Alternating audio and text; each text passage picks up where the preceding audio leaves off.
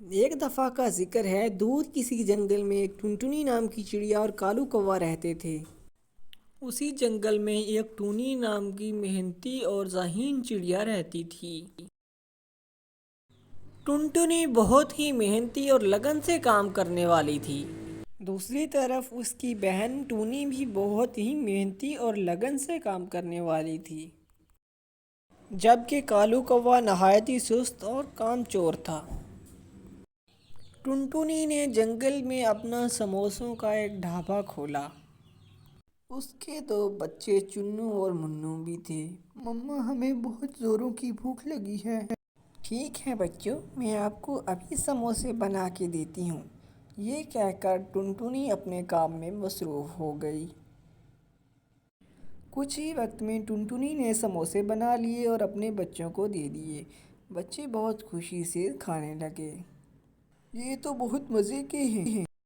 دوسری طرف جنگل میں ٹونی چڑیا سبزی بیچنے کا کام کرتی تھی اور جنگل کے سارے پکشی اس سے سبزی لینے آتے تھے۔ ٹونی بہن، مجھے 1 کلو گاجر دے دو۔ یہ سن کر ٹونی چڑیا نے 1 کلو گاجر تولی اور طوطے میاں کے حوالے کر دی۔ گاجر لے کر طوطے میاں غائب ہو گئے۔ اسی طرح جنگل کے سارے پکشی اسے سبزی لیتے تھے۔ دوسری طرف کالو کوا بہت ہی کاہل تھا اور سارا دن ایسے ہی پڑا رہتا تھا۔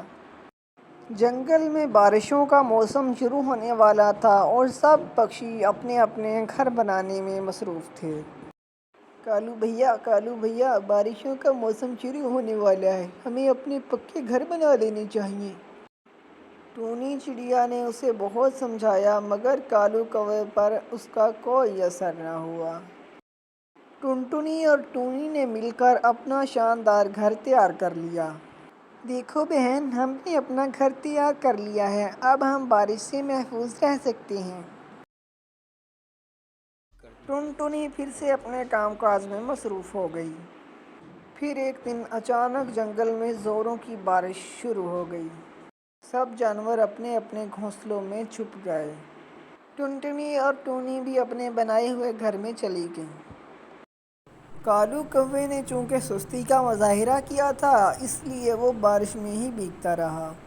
تو آپ نے اس کہانی سے کیا نتیجہ اخذ کیا، ہمیں ضرور بتائیے گا۔